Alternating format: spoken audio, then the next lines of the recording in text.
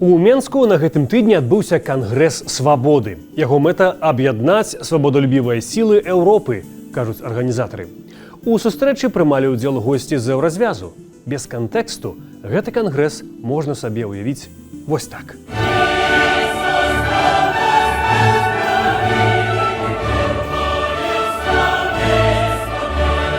Але рэальнасць была трошки іншай. Здравствуйте, товарищи. Ну что, Олег Сергеевич Гайдукевич собирает друзей. Олег Сергеевич, расскажите, что за мероприятие? Миф об изоляции Беларуси провалился давно. І сёння мы раскажам, якія канкрэтна палітыкі гэты міт нібыта абвяргаюць. Скажут, что приехали маргиналы. О, не, мы такога не скажам. Мы просто раскажам пра іх факты, а выснову вы рабіце самі. Партыя Гайдукевіча сабрала 50 гасцей, дэвіз гэтага кангрэсу свабоды гучаў «За мир и развіццё».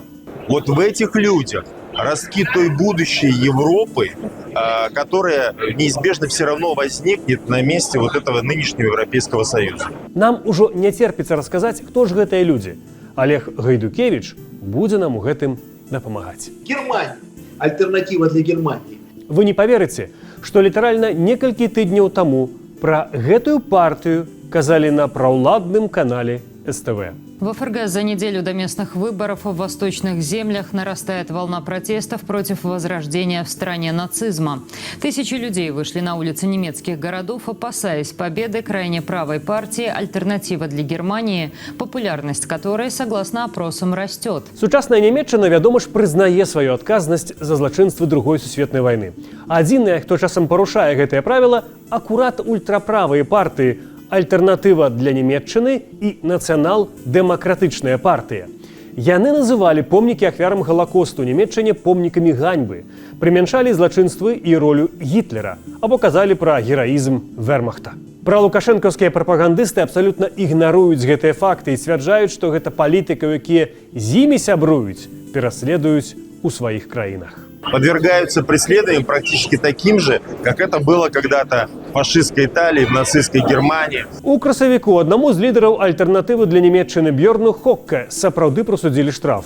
Але штраф быў за выкарыстанне на перадвыбарчай сустрэчы лозунга сумнавядомых штурмавых атрадаў СА, баявой арганізацыі гітлераўскай нацыянал-сацыялістычнай нямецкай працоўнай партыі.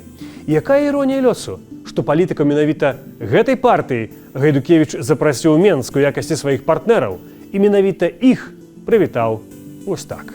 Мы начали с форума, знаете чего? С кадров хроники, как сжигали Беларусь, чтобы напомнить им всем, как в Европе относились к нам, как мы их спасли от фашизма, что мы гордимся этим подвигом. У Менск ад гэтай нямецкай партыі прыехаў Гуннар Линдеман, депутат Сената Берліна.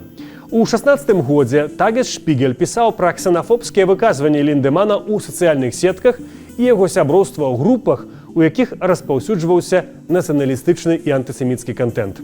Падчас выбарчай кампаніі таго ж года ён заклікаў да жыццёвай прасторы для берлінцаў у сувязі з планаваннем размяшчэння ўцякачоў.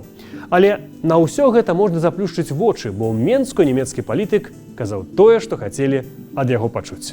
Англосаксонская политика со стороны Европы и Германии наносит очень большой вред. Мы здесь для того, чтобы решить эти проблемы. Беларусь всегда являлась площадкой для диалога, и этот конгресс может стать началом для новых Минских соглашений. Гаспадар сустрэчы ў Менску Гайдукевич заявіў, што многіх ягоных гасцей просто не выпусцілі ў Менск и погрожали репрессиями. Буквально говорят, поедешь в Беларусь, мы тебя чуть ли не посадим, у тебя будут проблемы в политике. Даже в этих условиях люди летят к нам. Почему?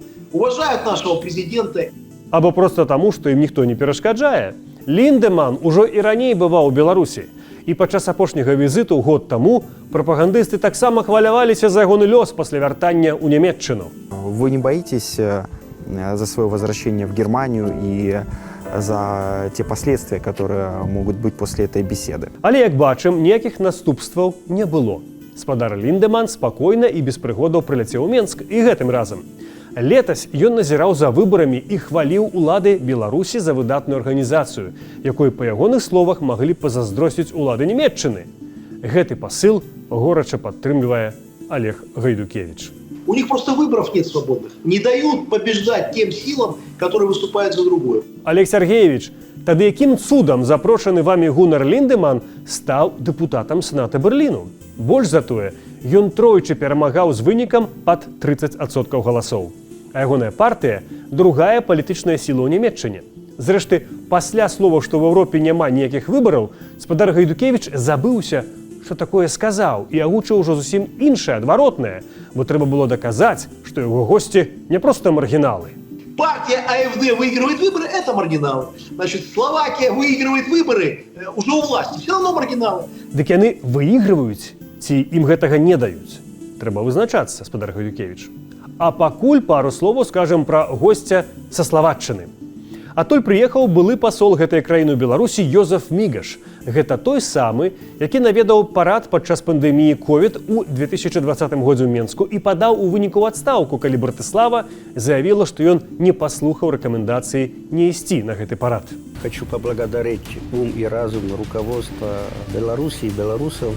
Мігаш раней быў паслом і ў Кіеве, і ў Маскве. Акурат тады славацкія СМІ са спасылкай на архіўныя дакументы пісалі, што падчас вучобы ў савецкія гады ў Кіеве ён супрацоўнічаў са спецслужбамі Чэхаславаччыны, даносіў на іншых студэнтаў. Сам ён гэта абвергнуў. Да падзення камуністычнага рэжыму Мігаш быў шматгадовым функцыянерам камуністычнай партыі, працаваў у ідэалагічным аддзеле і выкладаў у вышэйшай палітычнай школе. У незалежнай Славатчыне коратка кіраваў левай посткамуністычнай партыяй, быў спікерам парламенту і нават кароткі час выконваў абавязкі прэзідэнта. У сябе на тэлеграме Олег Гайдукевіч пахваліўся, што на кангрэс да яго завіталі дэпутаты балгарскага парламенту. Яны прадстаўляюць партыю адраджэння. У балгарскай вікіпедыі напісана, што гэта нацыяналістычная партыя, якую класіфікуюць як антызаходнюю, антыеўрапейскую, прарасійскую і ультранацыяналістычную. Нехта скажа: «От, што там вікіпедыя?» Окей, тады мы адчыняем праграму партыі адраджэння на яе балгарскім сайце. Там чорным па белым на 16 старонцы напісана: нацыянальная дзяржава – гэта адзін інструмент, з дапамогай якога можна забяспечыць суверэнітэт, нацыянальную незалежнасць і тэрытарыяльную цэласнасць балгарскай нацыі. На 67 старонках праграмы партыі адраджэння слова «нацыянальны» узгадваецца амаль 120 разоў. Национализм ни к чему хорошему не приведет. И Европа сегодня очень рискует, что у них и фашизм может прийти. Няхай гэта і нацыяналісты, але гэта нацыяналісты Гайдукевіча. Таксама ён казаў, што сабраў тых, хто выступае супраць вайны. Европу тошнит от войны. Але ў кангрэсе бралі ўдзел тыя, хто публічна падтрымлівае вайну. Сербскі палітык Драган Становіч у сваім інстаграме цешыўся расійскім абстрэлам Кіева або колькасці з абстрэлаў па ўсёй Украіне. Ён неаднаразова публічна выказваў сваё захапленне палітыкай Пуціна, а таксама падтрымліваў расійскую ваенную агрэсію ва ўкраіне. Многие из депутатов боялись сюда ехать. У пачатку 2000-х гадоў Становіч нават жыў ва ўкраіне, быў кіраўніком сербскай абшчыны і ўдзельнічаў у пасяджэннях партыі палітыкі Пуціна. Яна існавала вельмі кароткі час. Летась ён хацеў трапіць у парламент Сербіі ад блоку «Мы – голас народу». Блок, праўда, разваліўся, бо ягоны лідар меў канфлікт са Становічам і атрымліваў пагрозы фізычнай расправы. Летась у Сербіі зарэгістравалі філіял расійскай грамадскай арганізацыі «Іншая Украіна», які пасля абмену ў Расіі стварыў абвінавачаны ў дзяржаўнай здрадзе былы украінскі палітык Віктор Медведчук, якога называюць кумам Пуціна. Дык вось, кіраўніком падраздзялення гэтай арганізацыі ў Сербіі стаў акурат Становіч. Безопасность в Европе должна опираться на современную Россию. А гэта Кшыштаф Талвінскі з Польшчы. Ён прадстаўляецца як лідар партыі «Фронт».